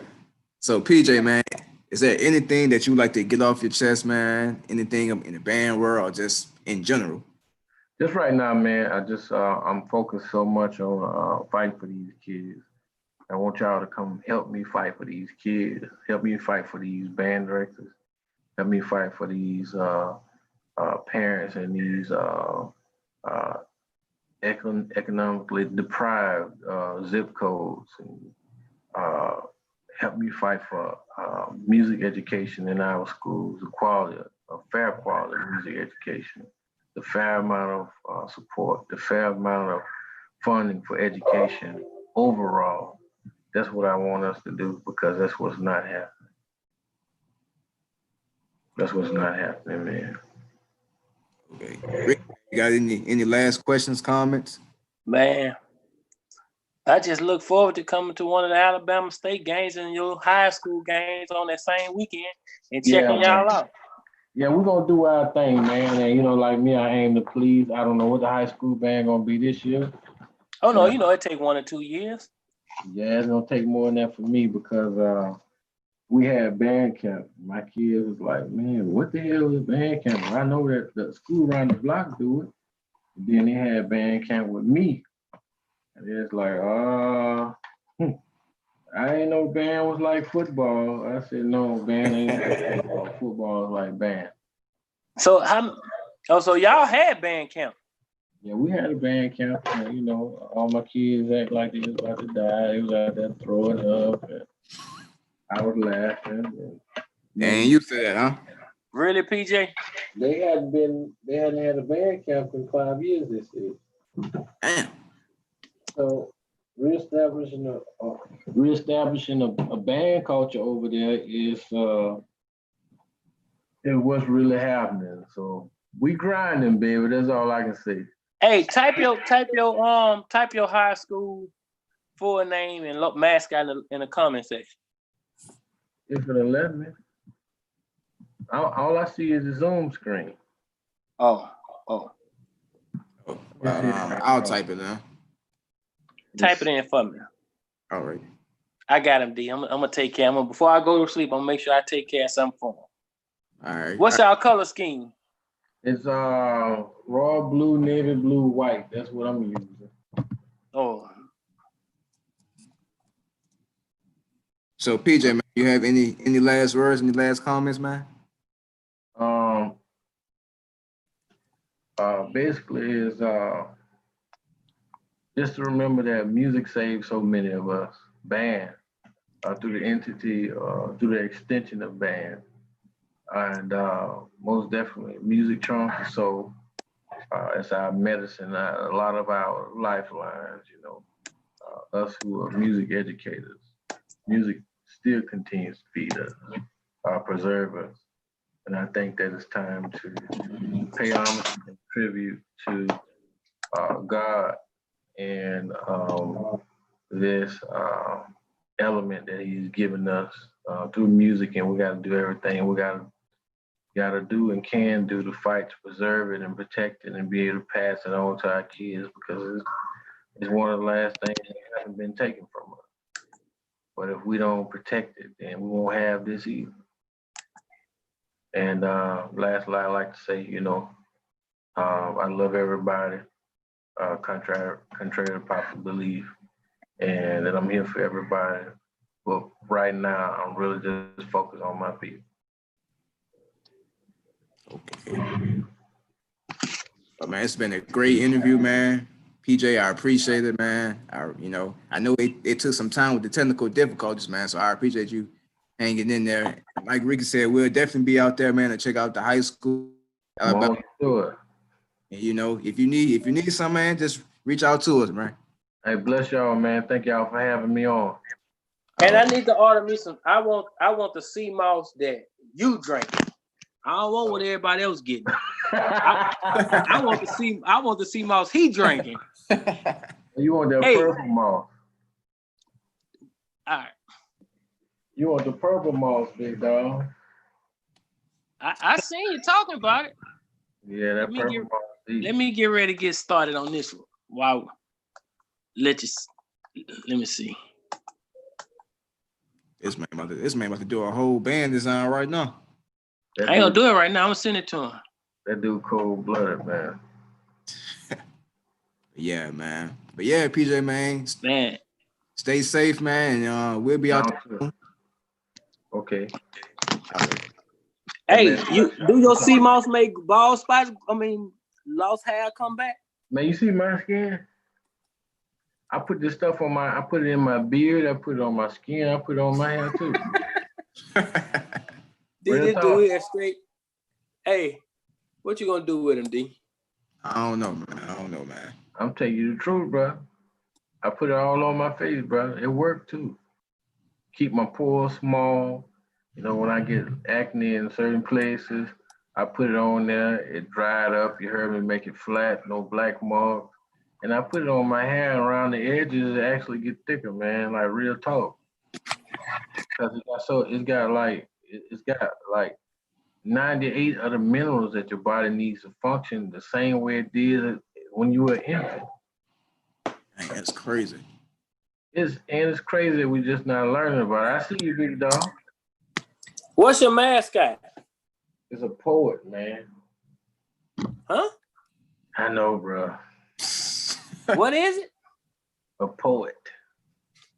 Man, I know you lying. Man, Sidney Lanier poets, man. So I'm gonna have to make my own mascot. I'm gonna have to do my own thing. You heard me? You know, it's like Southern University, Human Jukebox, and Jackson State is the boom. I'm gonna have to do Hey, my thing. I want to message you on Facebook. When you figure it out, just send me to me, but I'm going to start working on something for you. I appreciate you, baby. All right. Man, nice talking to you, man. Stay safe. Stay, stay humble. Stay PJ. Stay a music genius. Stay a culture ambassador, man. Man, If thank you, bro. Man, you going to run for mayor of Birmingham. I can see it. Yeah. I can see it with the man, band coming behind. No, man. I do want to run for mayor of a town, but it ain't Birmingham. So we'll talk about that next time. D, I'm gonna send you a clip before we go to play for him. All right. We always got to leave with that director on that note. We got to. Let the viewers see PJ in action right quick.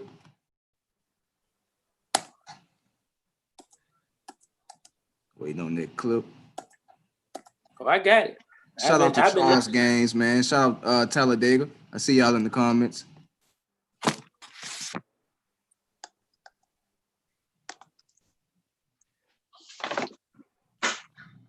All right, play this video right quick.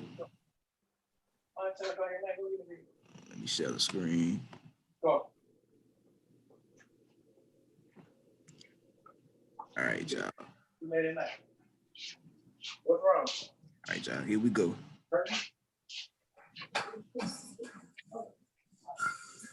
No. It's Talladega College, y'all. 2015. Playing Always.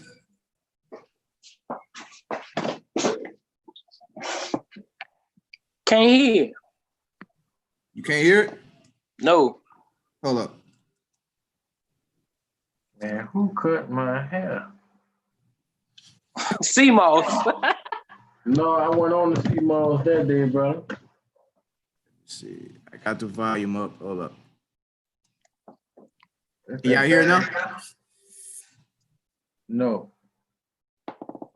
That's that Baton Rouge air, bro. Got my hair looking all dry. I ain't You got it? You got it, D? I got the volume up. I don't know why y'all can't hear it. Hold up.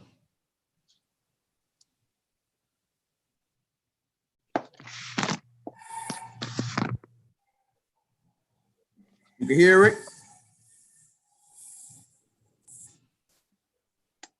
Y'all can hear it? We had one note. That was all we had. Hold on right quick. Let me see. I play it. Play it now? Yeah, I play it. If y'all don't know, this is Killer Care production filming. This is Talladega Marching Band from the Midnight Madness Battle Band, Southern versus Talladega 2015, Always by the incomparable bandmaster, ambassador for the new band scene, Mr. PJ Howard. They stood in the place of the Jackson State that didn't want to show up.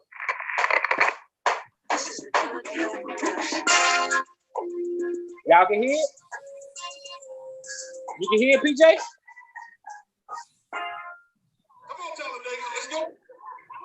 See, this how that boy directed that thing. 2, 1, 2, ready.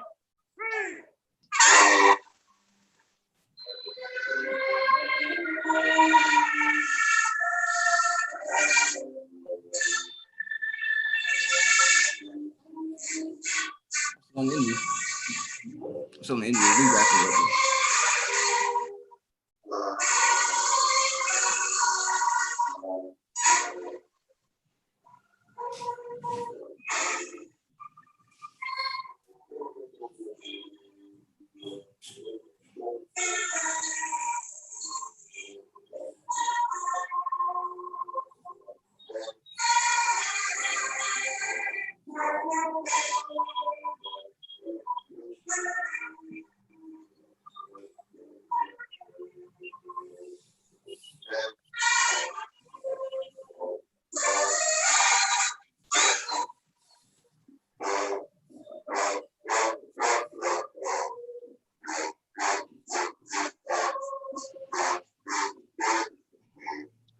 Right. I'm about to bring that smoke on PJ.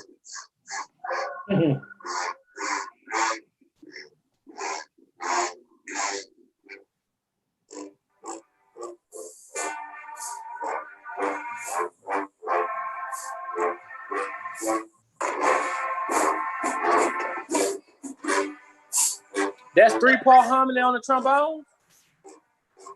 4-part.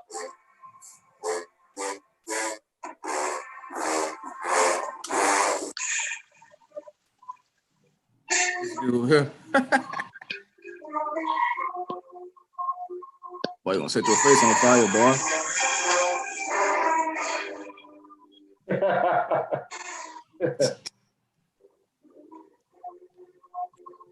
This dude here.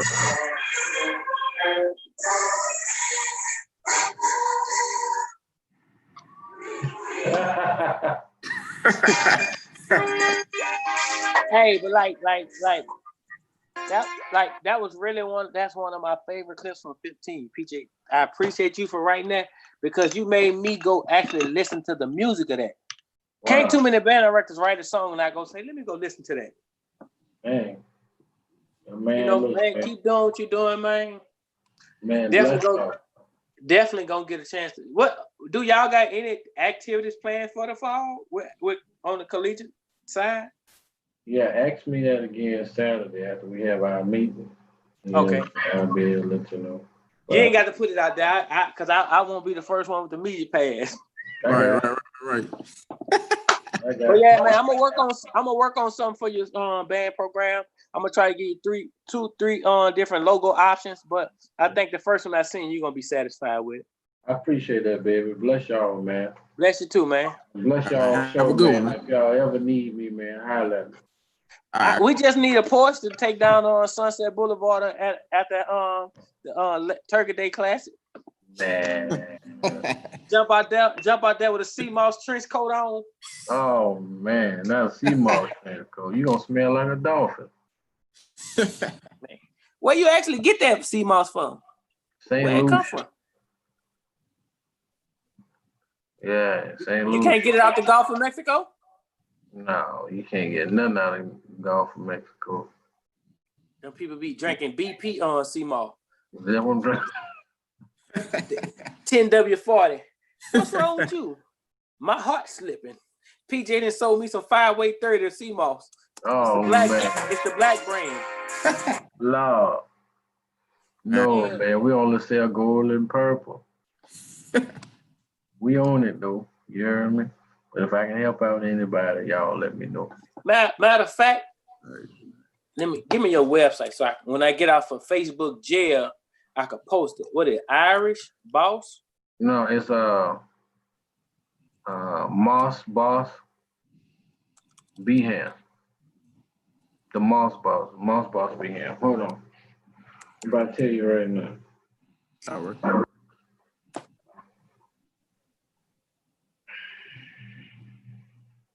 It's C Moss Boss. Damn, I'm sorry. So it's C Moss Boss Beham. It's on IG. You see all my products. I even got cups and mugs because you can make teas and everything at the C Moss. So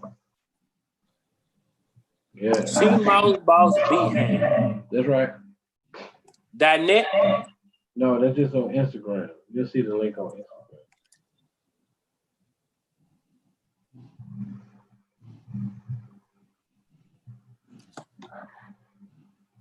Moss. Let me see. Don't pay me no mind. I get to it. Trust me. I get to it when we leave. I'm gonna reshare it on my like I said, I can't get on Facebook, but I'm gonna share it on my Majorette Media page and my t-shirt company page for you. I appreciate that, baby. Oh yeah, man. Always. Right. We're gonna have to make some moonshine. We gotta get some moonshine sea moss, D. Definitely. Hey, I want you to try it first and let me know. All you gotta do is hey, you bring the sea moss, I bring the shine. I got you. Wow. You know, all right. You still gonna have to try it first. Oh, I'm gonna try it. I ain't scared. I don't think you can do it rolling to Birmingham County. I'm just letting you know I'm scared. So yeah, I will roll with you.